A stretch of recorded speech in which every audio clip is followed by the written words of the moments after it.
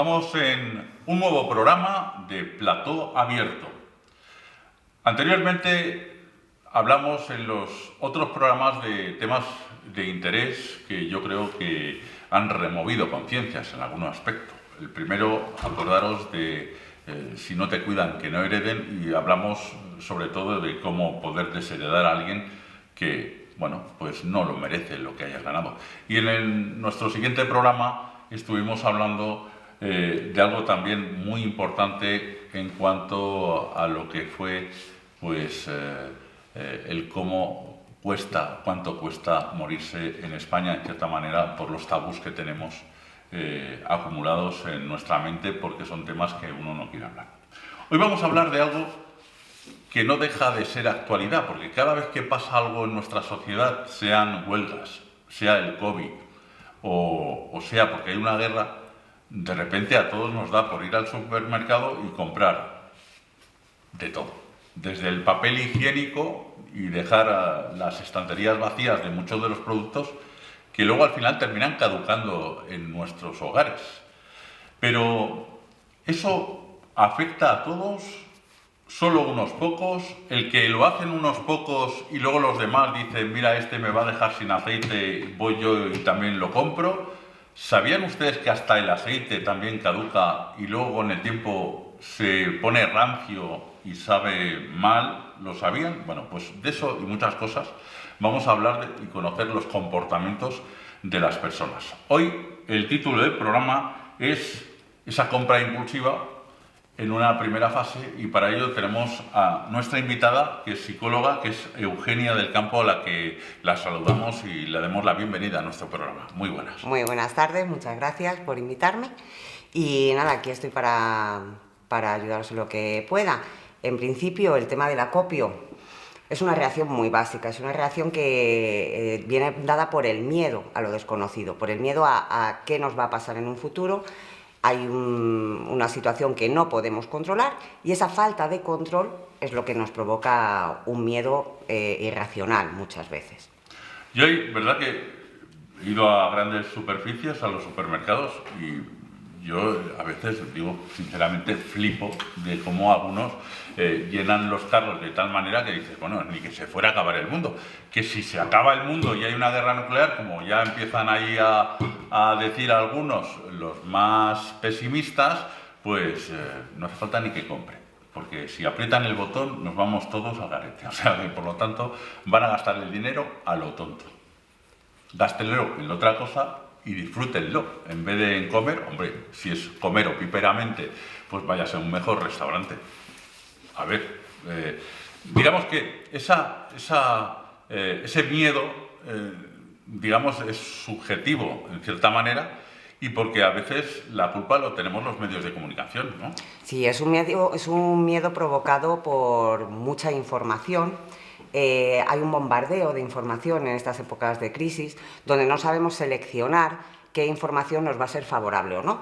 Realmente el miedo nos ayuda a adaptarnos, pero cuando ya lo que provoca son comportamientos desadaptados, como puede ser la compra de 200 rollos de papel higiénico o 100 botellas de aceite de girasol, además en este caso cuando seguramente esa persona ni siquiera usa el aceite de girasol, entonces es donde empieza el verdadero problema, ¿vale? ¿A qué se debe esto? Nosotros lo llamamos compra de pánico. La compra de pánico, cuando se generaliza, pasa a ser una histeria colectiva. Yo voy a comprar, hay algo que no necesito, pero por muchos medios de comunicación, por muchos vecinos, por muchos amigos, me están diciendo que ese producto se va a terminar. Eso a mí además me provoca ansiedad. El saber que no puedo tener algo me hace desearlo mucho más. Y cuando yo voy al supermercado y veo que eso que no quiero, porque no lo quiero, porque no lo necesito, además no lo puedo comprar, me provoca una ansiedad y una necesidad de control tal que, como yo no puedo controlar lo que está pasando en el exterior, yo no puedo controlar el coronavirus, yo no puedo controlar la guerra de Ucrania ahora, entonces ¿qué hago? Intento controlar mi mini entorno. ¿Y cómo? Comprando suministros. Los necesite o no los necesite, pero a mí eso me va a dar un control. El hecho de que yo no pueda por ejemplo, estoy en plena pandemia y yo no puedo ir al gimnasio, yo llevo apuntada al gimnasio 3 años y no he ido nunca, pero ahora tengo la necesidad, vamos, imperante en mi vida, de ir al gimnasio. Como no puedo, me voy a poner a hacer gimnasia en casa. Tiene su lado bueno, ¿vale? Me estoy cuidando. Pero realmente yo lo hago simplemente porque no puedo hacerlo. En las compras nos pasa lo mismo. No puedo comerme un bollo porque estoy a dieta, un bollo que jamás he comido, lo quiero. ¿Qué pasa? Que si yo veo que yo no lo puedo tener, pero además mi vecino lo tiene en grandes cantidades, además productos como puede ser el papel higiénico, que es algo que es demasiado voluminoso, o sea, yo voy a ver enseguida que eso se ha acabado en un lineal, yo veo enseguida que las 3 personas de delante lo llevan en el carro porque no les entra nada más, entonces lo quiero. Yo creo que lo del papel higiénico ha sido una mala interpretación. Alguien dijo, viene el rollo este, vamos, se va a liar que te cagas. Y entonces eso hubo una mala interpretación muy escatológica y pensaron, dice, oye, nos vamos a quedar sin rollo de papel higiénico, vamos a comprarlo, pues ya está. Pero también lo que es un desasosiego, digamos, bromas aparte. El papel higiénico nos lo tomamos en broma, nos lo tomamos en risas, el papel higiénico, pero realmente tiene una connotación psicológica muy importante en España. Cuando vino el coronavirus, todos nos propagaban higiene, lavado de manos, una higiene excesiva para no contagiarnos. En España el papel higiénico es un símbolo de limpieza y de higiene. Si te vas a otro país, en la misma época, la misma epidemia, la misma pandemia, lo que se gastó fue la pasta de dientes, porque no usan papel higiénico, tienen bidés. Ah, claro. Entonces, mi vecino Tomás, el de enfrente, que tiene aún en la parte de la terraza, aún tiene papel higiénico de la primera etapa de la pandemia, pues debe ser que es una persona limpia. Tomás, un saludo desde aquí, porque debe ser eso. Pero yo cuando he ido al supermercado y veo ya las estanterías vacías, yo creo que eso también psicológicamente nos afecta, porque si estás viendo que se está acabando todo, al final terminas comprando lo que no necesitas o lo que nunca has consumido, porque yo he llegado a ver gente comprando hasta la leche de cabra. ¿Cuándo hemos comprado? Sí. Vamos, sois poca gente, pero es que se agotó. Sí. Hombre, el cabrero estará contento y dice, mira, menos mal que he vendido todos los lotes, ¿no? Es algo que no necesito, pero como todo el mundo compra, ahí entra el SD y el por sí. Y si yo algún día lo necesito, pues voy a comprarlo, no vaya a ser que.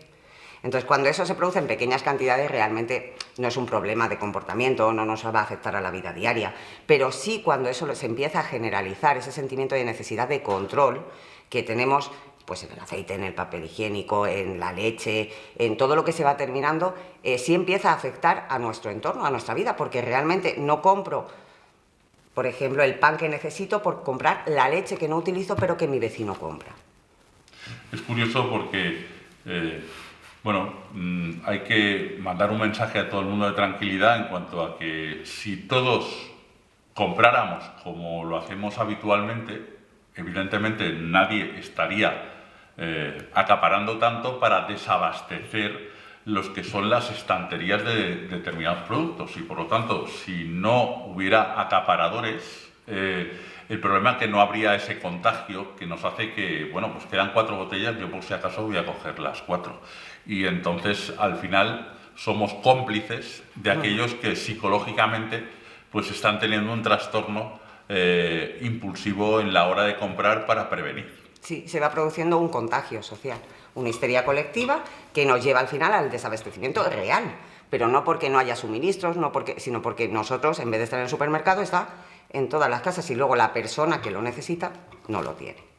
Esto es como cuando hemos querido echar gasolina y estaba casi 2 euros el litro de gasolina y si hubiéramos comprado el bono transporte nos hubiera salido mucho más barato que los 80 euros que hemos pagado, 90 euros, por llenar nuestro depósito y al final hubiéramos contribuido no solamente al tema del medio ambiente, sino que, pues hubiera sido de forma distinta el trato. A veces lo hacemos y lo decimos un poco con ironía porque, el tema es demasiado serio, porque ahora se nos ha juntado hace unos días con el desabastecimiento que podía haber provocado la huelga que hay de camioneros y que, con la guerra y con la suma de otras circunstancias, pues la situación que están pasando muchos de nuestros mayores que por su pensión bajita están viendo que todos hacen acopio de compra y que ellos no pueden porque están muy limitados en cuanto al dinero,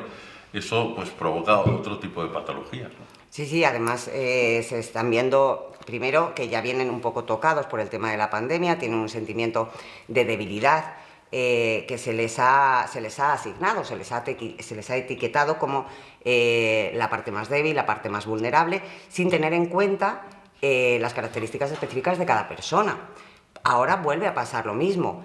Sí que es verdad que las personas mayores, debido a las pensiones que hay, tienen un poder adquisitivo muchísimo menor, con lo cual, ante esta subida de precios, su alimentación se está viendo muy reducida. Todo lo que es la variedad de alimentos que deberían de estar tomando, los está reduciendo, además también por miedo. Volvemos al mismo círculo de antes. Tengo miedo de no tener para comprar mañana. Pues hoy ya tampoco lo voy a hacer, con lo cual hoy, en vez de comerme un filete, a lo mejor me voy a hacer un huevo que es más barato. No vaya a ser que mañana tampoco tenga para el huevo. Y no nos damos cuenta que también las cosas son temporales. Entonces nos obcecamos, porque la imaginación es muy amplia, entonces empezamos a imaginar. Además, las personas mayores tienen algo que nosotros no tenemos, y es el recuerdo de una posguerra, que también les está influyendo muchísimo. No quiero volver a vivir lo que ya a lo mejor he vivido. ¿Y cómo puedo evitar eso? Ahorrando, controlando mi mini entorno, y pasan poco a poco a una exclusión que tenemos que evitar. Está claro que si seguimos en ese plan, pues quienes están haciendo de oro pues son los supermercados, que no solamente a mí me han sobrado los sobaos que yo compraba a 90 céntimos, pues ayer los tenía a 1,40. O sea, como no paremos esa escalada de precios en el consumo adecuado, pero claro, con las connotaciones que tenemos de la guerra y de otras circunstancias, evidentemente nos hace que ese impulso pues casi sea inevitable para muchos de nuestros vecinos o nosotros mismos que podamos tener en un momento determinado. Si se dan cuenta, si os dais cuenta, lo que estamos hablando es un tema que la verdad que es muy peligroso, en el sentido que si ahora mismo lo que estamos con una huelga, por ejemplo, de transportes, y el hecho que ayudemos a desabastecer porque consumimos todo lo que hay en un supermercado, porque nos lo llevamos porque sí, por miedo, pues al final lo que hacemos es agravar la situación en el conjunto. Y finalmente vamos a ser perjudicados en todos esos aspectos. Por lo tanto, ¿qué podemos decirle a la gente cuando nos entran las ganas de comprar? O quitar la tarjeta de crédito al que compra y decir, mira, trae para acá que no vas a sacar, no vas a poder pagar. ¿De qué manera podemos afrontar eso? Tenemos que intentar hacer una compra racional. El problema, en unas condiciones normales, una condición equilibrada, vas a la compra, compras lo que necesitas y te vuelves a tu casa. El problema de esta situación de miedo y de descontrol es que entran en juego los impulsos, con lo cual hacemos compras impulsivas. Y eso es lo que tenemos que evitar. ¿Necesito realmente este producto? ¿Qué cantidad necesito? Porque eso es lo que nos va a llevar a mantener el equilibrio. Si no, la rueda se va haciendo cada vez más grande y voy necesitando cada vez más cosas que realmente no necesito. Y ahí es donde empieza el problema. El problema de desabastecimiento, el problema de ansiedad, de estrés, porque llego a casa con 10 botellas de aceite, que yo uso aceite de oliva en vez de girasol, pero he comprado 10 botellas de aceite de girasol. Entonces llego a casa y empieza mi autocastigo. ¿Y por qué lo he hecho? ¿Y para qué lo he hecho? Y empieza la ansiedad y el estrés y... O simplemente van pasando los días, las semanas, los meses y siguen estando las mismas botellas en el mismo sitio. Y por lo tanto, al final lo que hemos hecho es invertir un dinero a lo tonto, que al final lo vamos a tirar porque ya hemos dicho que todos los productos tienen una fecha de caducidad. Yo no sé cómo los hacen, que antaño duraba mucho más tiempo y ahora pues cualquier cosa que dejes de consumirlo en un corto de periodo de tiempo, pues ya termina caducando y luego pues lo vas a abrir diciendo, porque siempre hay alguna abuela que nos dice, no te preocupes que no pasa nada. Bueno, no pasa nada. Hasta que pasa. Ábrelo, rancio. O que luego uno tenga patologías contrarias a tener una intoxicación y bueno, podemos ir criando malvas en el peor de los casos, ¿no? O sea que, por lo tanto, son cosas muy serias y que hay que tener cuidado. Y sobre todo hay personas mayores que, bueno, pues por la presbicia, porque les han operado recientemente cataratas o porque no saben ver la letra pequeña, que nos la ponen a propósito de pequeña, la fecha de caducidad o consumir preferentemente, pues no sabemos si ese producto es apto para el consumo o no lo es. Hay otro tema que quería abordar porque, bueno, Eugenia es psicóloga y siempre hay un cierto tabú con los psicólogos, porque yo creo que os confunden con los psiquiatras. Los psiquiatras son los que atienden las enfermedades mentales y los psicólogos atendéis, digamos, aquellos trastornos o aquellos momentos en los que, bueno, pues estamos en situaciones de depresión, de ansiedad, que no llega a ser ninguna enfermedad. Pero, sí. ¿Cómo diferenciamos eso? Somos dos profesionales completamente distintos. De hecho, estudiamos carreras distintas. Un psiquiatra estudia medicina y luego se especializa en enfermedades mentales. Un psicólogo estudia psicología y luego se especializa, como es en mi caso, en psicología clínica. Muchas veces son compatibles, pero no tienen por qué trabajar siempre juntos, aunque muchas veces se hace. Vamos a ver, ¿cuándo me voy a un psicólogo? ¿Cuándo me voy a un psiquiatra? Realmente lo primero que tendríamos que hacer es acudir a uno de los profesionales y ese mismo profesional ya nos derivaría. ¿Qué hace un psiquiatra? El psiquiatra se basa más que nada en algo fisiológico, ¿vale? Hay un desequilibrio químico que él puede tratar con psicofármacos. Entonces volvemos a llevar el cuerpo a un equilibrio. Mientras que el psicólogo lo que trabaja es el comportamiento, son las emociones, es todo el entorno social. Muchas veces a mí me han dicho, es que el psicólogo solamente sirve para hablar, pues para eso ya hablo con mi vecino. Es verdad, los psicólogos hablamos. Los psicólogos tenemos esa herramienta de trabajo, la comunicación. Y a través de la comunicación nosotros vemos o intentamos averiguar dónde está el problema. Una vez que conseguimos saber dónde está el problema, si es un problema comportamental, si es un problema cognitivo, si son pensamientos errados, emociones mal canalizadas, creamos la terapia. Y el tratamiento también es una comunicación. Pero muchas veces ese tratamiento que lleva a cabo el psicólogo, si hay una base química, si hay un desarreglo químico, necesitamos la ayuda del psiquiatra, donde con un fármaco llegue a hacer un equilibrio y nosotros podamos trabajar. Es que si me pasa poca cosa me voy al psicólogo y si la enfermedad es muy grave o el trastorno es muy grave me voy al psiquiatra. No tiene por qué. Psiquiatras pueden tratar trastornos leves que necesiten un fármaco porque hay realmente un fallo biológico, hay un fallo químico en el cerebro y necesita un psicofármaco, y hay trastornos como puede ser el de personalidad muy grave que necesite mucho tiempo de terapia, donde lo que tenemos que modificar es un comportamiento, es una emoción, es un entorno social, ¿vale? Entonces son profesionales completamente distintos y que sí pueden trabajar juntos. Está claro que en la etapa que hemos vivido con el tema de la pandemia, pues nos ha afectado a todos en muchos aspectos, ¿no? Sobre todo el psicológico, pues cuando en la primera etapa del COVID estábamos encerrados en casa, pues el tema del confinamiento, y eso hizo en algún momento que incluso España es uno de los países que más medicamentos placebos, placebos, de cierta manera el tema del lorazepam, es decir, el que te permita poder dormir con más tranquilidad, se está consumiendo, y eso realmente lo que está delatando es que tenemos un problema, en cierta manera, y mal encauzado, porque si vemos películas americanas, que a todos nos gustan las películas americanas, no todos los argumentos, pero todo el mundo tiene allí en América un psicólogo como la almohada. Problema, psicólogo. Tengo no sé qué, que me ha dicho mi novio o mi novia que no a no sé qué. Llama al psicólogo y te aconseja. Y aquí en España, pues, o no hay suficiente información del buen trabajo que puede desarrollar un psicólogo, o algo falla, ¿no? Para que la gente no acuda cuando tiene que acudir, ¿no? Yo creo que sí, yo creo que es un profesional súper importante, sobre todo en la sociedad que vivimos, donde el estrés es continuo, la ansiedad es continua y muchas veces no sabemos qué nos pasa, ¿no? Entonces, para solucionar un problema, lo primero que hay que saber es cuál es el problema. Y ahí entramos nosotros. Vamos a ayudarte a saber cuál es el problema. Ese problema es real, ese problema tiene una solución, vamos a buscarla. Ese problema depende de que un comportamiento está mal gestionado, de que una emoción está mal gestionada. Vamos a enseñarte, vamos a darte estrategias, vamos a darte técnicas de autocontrol, vamos a ayudarte para que sobre todo esa ansiedad desaparezca y tú te encuentres bien contigo mismo, que yo creo que es al final lo que necesitamos.